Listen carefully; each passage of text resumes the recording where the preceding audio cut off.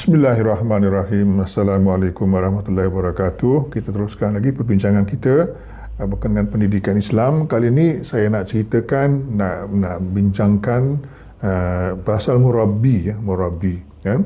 Jadi kita sebagai ibu bapa ataupun sebagai datuk pada cucu-cucu kita dan juga guru kepada murid-murid di sekolah, hendaklah bertindak sebagai murabbi, kan? Murabbi. Saya itu dalam doa harian kita, biasanya kita selalu doa Rabbirhamhuma kama rabbayani saghira, kan? Wahai Tuhanku, cucurilah rahmat kepada mereka berdua sebagaimana mereka telah menjadi murabbi kepada kami semasa kecil, ya. Di doa kita ni kepada ibu bapa kita, pasal dia jadi murabbi kita yang pertama, kan? Daripada kita sejak lahir, bahkan dalam kandungan lagi, lahir, kemudian sampailah kita dewasa tu, murabbi kita yang pertama adalah ibu bapa kita, kan? Ataupun datuk-datuk kita dan juga guru-guru lah di sekolah, ya. Kan? Jadi jadi berat juga kerja murabbi ni, kan? Dia bukan setakat nak bagi ilmu je. Dia kena didik anak tu dengan penuh kasih sayang, kan? Sebagai seorang ibu bapa lah, kan, melatih anak dia dengan penuh kasih sayang. Begitulah guru-guru jugalah. Dan juga datuk-datuk, kan, biasanya mendidik cucu dia dengan penuh kasih sayang lah. Zaman Rasulullah ada satu orang datang, dia seorang muda lah, pemuda. Dia jumpa Rasulullah, dia kata, izinkan aku berzina. Dia nak berzina. Jadi dengan cakap zina tu, sahabat-sahabat dah nak marah dah, kan? Bahkan mengusirnya, kan? Tapi Rasulullah kata, mari, kan? Dekatkan dia kepadaku, kan? Kemudian Rasulullah tanya dia, kan, apakah kamu ridha atau rela jika ibumu yang dizinai, kan? Pemuda itu menjawab, demi Allah, tentu saja aku tidak rela, kan? Lalu Rasulullah SAW bersabda, begitu juga orang lain, kerana mereka tidak rela jika ibunya dizinai olehmu, kan? Kemudian Rasulullah SAW bertanya lagi kepada pemuda tersebut, apakah kamu rela jika anak perempuanmu dizinai oleh orang lain? Pemuda itu pun menjawab, demi Allah, tentu saja aku tidak rela, wahai Rasulullah, kan? Saya pun berkata, begitu jugalah orang lain jika mereka tak akan rela jika anak perempuan mereka dizinai olehmu. Kemudian Rasulullah bertanya lagi kepada pemuda tersebut, apakah kamu rela jika saudara perempuanmu dizinai oleh orang lain? Pemuda itu pun menjawab, kan, demi Allah, tentu saja aku tidak rela, wahai Rasulullah, kan? Rasulullah pun berkata, begitu juga orang lain, mereka tidak akan rela saudara perempuannya dizinai. Lalu Rasulullah pun bertanya lagi, apakah kamu rela jika makcikmu dizinai oleh orang lain? Pemuda itu pun menjawab, demi Allah, tentu saja aku tidak rela, wahai Rasulullah. Rasulullah pun berkata, begitulah juga orang lain, mereka tidak akan rela makciknya dizinai olehmu. Kemudian Rasulullah pun mengusap kepala pemuda tersebut, lalu berdoa, ya Allah, ampunilah dosanya dan sucikanlah hatinya, kan? Dan setelah peristiwa itu, pemuda itu tak pernah lagi berfikir untuk berzina, ya. Jadi itulah seorang murabbi, ya. Dia tak hantam terus, dia tak marah terus orang, kan, walaupun orang tu telah mengucapkan satu kalimah yang sangat dahsyat lah, yang sangat besar dosanya lah, ya. Jadi secara ringkasnya, murabbi ni terdiri daripada 5 elemen lah, ya. Boleh tambah, kan, tapi kali ini saya nak cerita 5 sajalah. 5 dia pun dah panjang masanya dan berat bagi cikgu lah, dan berat juga pada ibu bapa kalau nak melaksanakan kelima-lima unsur daripada murabbi ni, ya.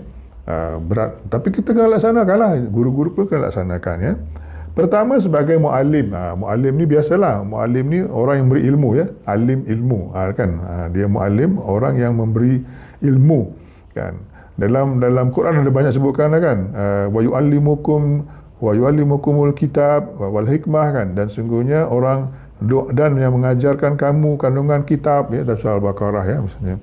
Jadi di antara tugas-tugas rasul, kan, semua rasul-rasul itulah, kan, tak kisah siapalah, adalah untuk mengajarkan ilmu, ya. Itu muallim, ya. Satu sebagian sekolah agama lah biasa menggelar guru dia muallim, kan, tapi itu adalah hanya untuk mengajar sajalah, kan. Zaman Rasulullah ada satu tempat, ya, satu tempat tu namanya Raudah di tepi rumah dia, dekat masjid tu kan, dia selalu mengajar kat situ. Namanya Raudah ya. Jadi siapa yang biasa pergi ke Madinah, biasa orang berebut-rebut nak solat, nak sembahyang dekat situ ya. Jadi di situlah Rasulullah mengajarkan ilmu kepada ramai orang lah kan. Jadi sekarang ni Rasulullah tak mengajar kat situ dah. Dia dah tak ada pun kan, dan tak ada pun guru yang mengajar kat situ kan. Tapi pasal Rasulullah kata itu Raudah taman-taman, maknanya taman surga, maka orang pun pergilah ke situ ya. Jadi ramai juga orang mengatakan, jadi bila Rasulullah kata Raudah tu, maknanya semua majlis-majlis ilmu tu adalah Raudah jugalah, Raudatul Jannah ya, taman surga. Maknanya kalau kita di masjid lain pun, apa pun di classroom, kalau guru mengajarkan ilmu yang bermanfaat itu juga adalah Raudah ya. Itu pendapat sebagian ulama ya, boleh didebatkan ya, tapi itu dia. Kemudian yang keduanya sebagai mursyid ya. Mursyid ni biasa kalau di negeri Arab ni, mursyid ni kalau siapa yang buat PhD, penyelianya pun kadang dipanggil mursyid jugalah ya. Penyelia pembimbing ya. Dalam Quran ada ceritakan pasal kisah Nabi Khidir ya. Nabi Khidir ni dalam Quran disebutkan sebagai mursyid kepada Nabi Musa dalam tempoh yang sekejap lah, bukan panjang lah kan.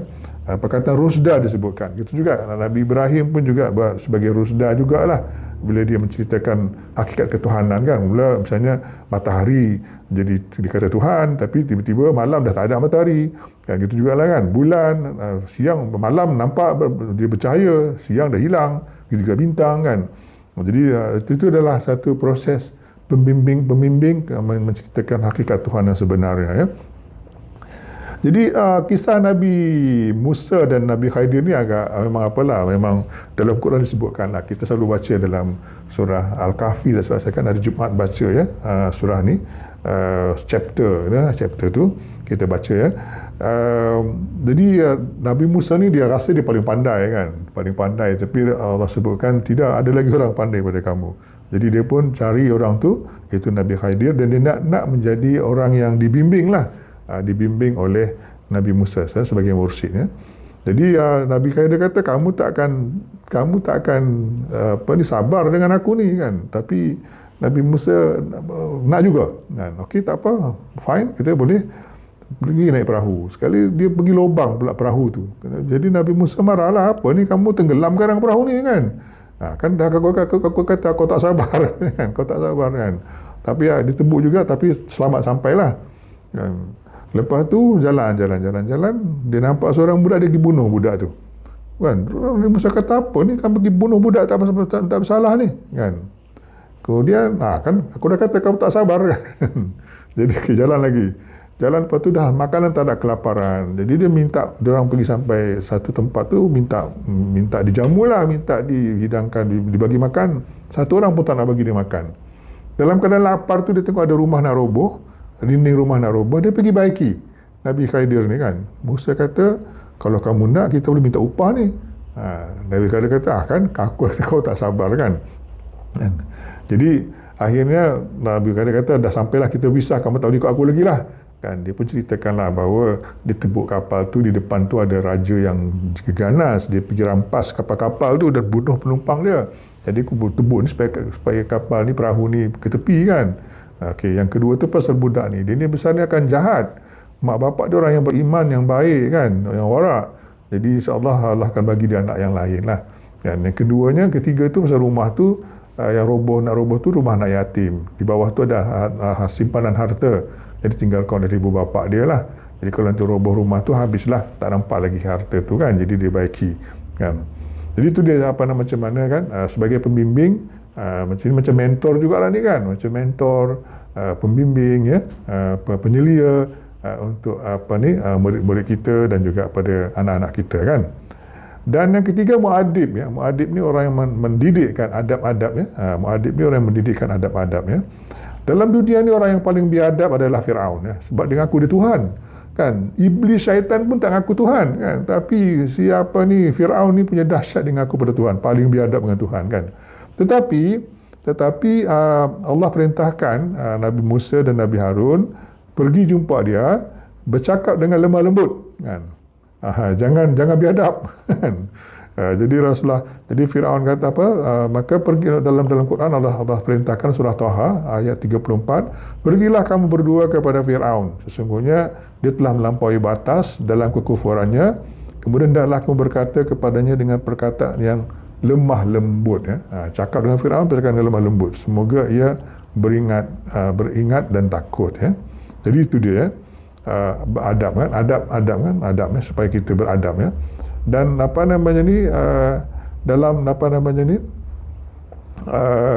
dalam satu hadis Rasulullah bersabda, didiklah anak-anak kamu dengan pendidikan yang baik, ya. Didik, perkataan didik ini adab, ya. Didik itu adab, ya, sebetulnya adab, ya.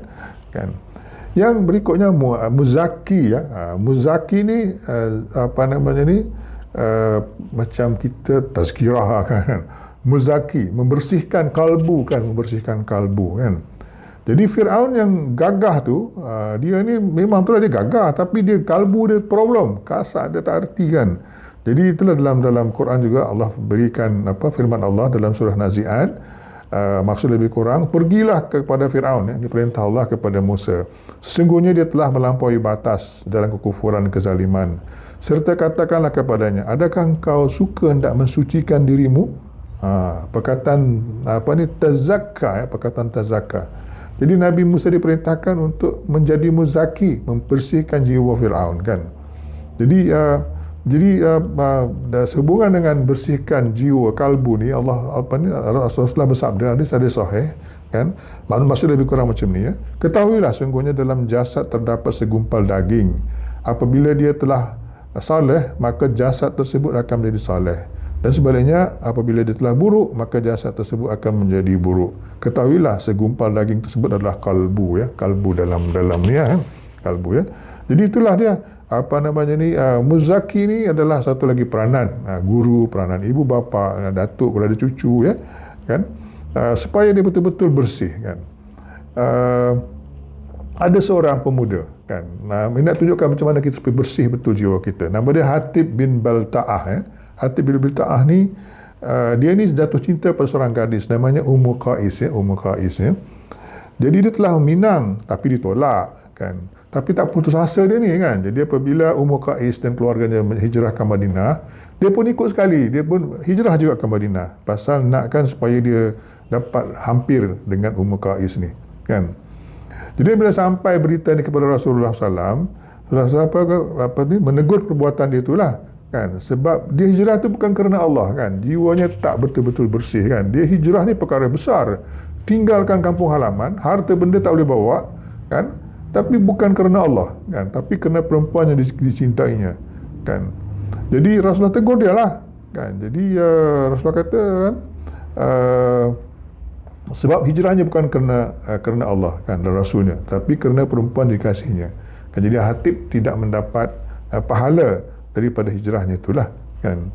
Jadi sungguhnya Rasulullah bersabda, sesungguhnya segala amal itu innamal a'malu binniyat, kan. Sungguhnya amal itu bergantung kepada niatnya, ya. Dan sungguhnya bagi siapa manusia yang diniat, dan sesungguhnya bagi setiap manusia apa yang diniatkan.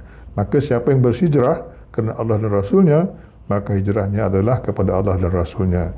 Dan siapa yang hijrah kerana dunia dan yang diingin diperolehinya, atau kerana perempuan yang ingin dinikahinya, maka hijrahnya itu adalah kepada apa yang dia hijrahkan, lah, kan.